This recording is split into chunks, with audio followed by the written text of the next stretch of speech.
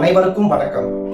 பொன்மன செம்மல் எம்ஜிஆர் அவர்கள் நடித்த திரைப்படங்களில் அவருடைய ரசிகர்களுக்கு பிடித்த திரைப்படங்களின் பட்டியலில் அரச கட்டளை திரைப்படமும் ஒன்றாகும். மக்கள் திலகம் எம்ஜிஆர் அவர்கள் துப்பாக்கியால் சுடப்பட்ட பிறகு வெளிவந்த முதல் திரைப்படம் அரச கட்டளை திரைப்படம். அரச கட்டளை திரைப்படத்தை பற்றிய சில சுவாரஸ்யமான தகவல்களை இந்த பதிவில் பார்ப்போம். மக்கள் திலகம் எம்ஜிஆர் அவர்கள் நடித்த மன்னர் கதையை கொண்ட திரைப்படங்களில் ஒன்று அரச கட்டளை திரைப்படம். அரச கட்டளை திரைப்படத்தினுடைய கதையை எம்ஜிஆர் பிக்சர்ஸின் கதை இலாக்கா எழுதியது. இந்த திரைப்படத்திற்கு சொர்ணம் அவர்கள் வசனம் எழுதினார். மக்கள் திலகம் எம்ஜிஆர் அவர்களின் அண்ணன் எம்ஜி சக்கரபாணி அவர்கள் இந்த திரைப்படத்தை இயக்கியதோடு இந்த திரைப்படத்தில் கௌரவ வேடத்திலும் நடித்தார். சத்யராஜா பிக்சர்ஸ் அரச கட்டளை திரைப்படத்தை தயாரித்தது. அரச கட்டளை திரைப்படத்தில் மக்கள் திலகம் எம்ஜிஆர் அவர்களுடன் சரோஜா தேவி, ஜெயலலிதா, எம்என் நம்பியார், நாகேஷ், ஆர்.எஸ். மனோகர், சி.டி. ராஜகாந்தம், ஃப்ரெண்டு ராமசாமி, அசோகன், மாதவி, சந்திரகாந்தா, சகுந்தலா, குண்டுமணி என பலர் நடித்தார்கள். நடிகர் பி.எஸ். வீரப்பா அவர்களும் கே.ஆர். ராமசாமி அவர்களும் அரச கட்டளை திரைப்படத்தில் கௌரவ வேடத்தில் நடித்தார்கள். அவர்கள் நடித்த கதாபாத்திரங்கள் முக்கியமான கதாபாத்திரங்களாக அமைந்தது. இந்த படத்தில் டைட்டில் கார்டில் அபிநய சரஸ்வதி என்று சரோஜா தேவி அவர்களுக்கும், கவர்ச்சி கண்ணி என்று ஜெயலலிதா அவர்களுக்கும் பட்டம் கொடுத்திருந்தார்கள்.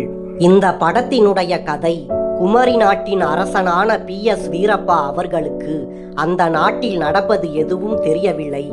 அவருடைய அமைச்சரான ஆர்.எஸ். மனோகர் மக்களுக்கு அதிக வரியை விதித்து வாட்டி வதைக்கிறார். இதனால் அந்த நாட்டினுடைய மக்கள் கொந்தளிக்கின்றனர். புரட்சி குழு உருவாகிறது. அந்த குழுவில் இருக்கும் இளைஞனான எம்ஜிஆர் அவர்கள் ஒரு கட்டத்தில் நாட்டின் நிலைமையை அந்த நாட்டினுடைய மன்னனான பி.எஸ். வீரப்பா அவர்களுக்கு எடுத்து கூறுகிறார். அதை கேட்டு அரசரான பி.எஸ். வீரப்பா அவர்களும் அதிர்ச்சி அடைகிறார். பின்னர் மனம் மாறிய பி.எஸ். வீரப்பா அவர்கள் மக்கள் திலகம் எம்ஜிஆர் அவர்களிடம், இந்த நாட்டு மக்களின் மனதை அறிந்த நீயே இனிமேல் இந்த நாட்டின் மன்னன், இது அரச கட்டளை என்று கூறிவிட்டு தற்கொலை செய்து கொள்கிறார். அதன் பிறகு குமரி நாட்டின் ஆட்சிக்கு வருகிறார் மக்கள் திலகம் எம்ஜிஆர் அவர்கள். அதன் பிறகு நடக்கும் சூழ்ச்சிகளை அவர் எப்படி முறியடிக்கிறார் என்று கதை சொல்லும். அரச கட்டளை திரைப்படத்திற்கு முதலில் பவானி என்று தலைப்பு வைத்திருந்தார்கள். ஏ.கே. வேலன் அவர்கள் எழுதிய இந்த கதையை மஸ்தான் அவர்கள் இயக்க இருந்தார். மேலும் எம்ஜி சக்கரபாணி அவர்கள் இந்த திரைப்படத்தை தயாரிப்பதாக இருந்தது. ஆனால் இந்த திரைப்படத்தின் அடுத்த கட்ட விவாதங்களுக்கு பிறகு எல்லாம் மாறியது. இந்த படத்தின் தலைப்பை அரச கட்டளை என்று மாற்றி அந்த படத்தை எம்ஜி சக்கரபாணி அவர்கள் இயக்கினார்.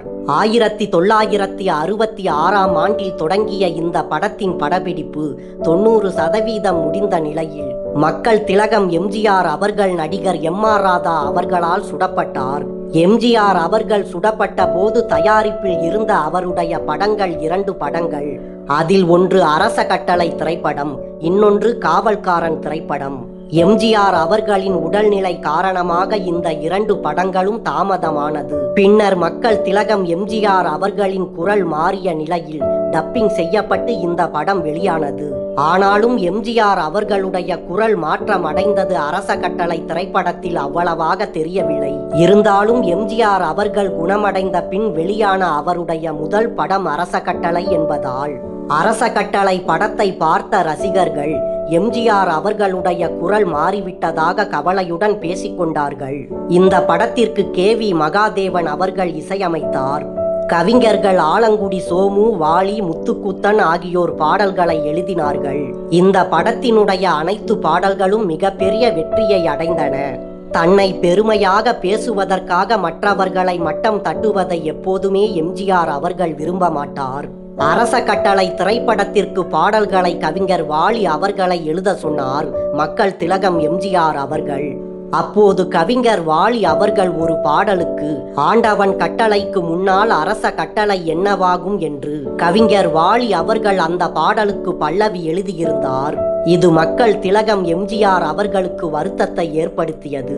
ஏனென்றால் நடிகர் திலகம் சிவாஜி கணேசன் அவர்கள் நடித்த படம் ஆண்டவன் கட்டளை என்ற திரைப்படம். அரச கட்டளை திரைப்படம் எம்ஜிஆர் அவர்கள் நடிக்கும் திரைப்படம். இப்படி பல்லவியை எழுதி எம்ஜிஆர் அவர்களுக்கு கோபத்தை ஏற்படுத்திய கவிஞர் வாலி அவர்கள் இது தொடர்பாக பல விளக்கங்களை சொன்னாலும் அதை எம்ஜிஆர் அவர்கள் ஏற்க மறுத்துவிட்டார்.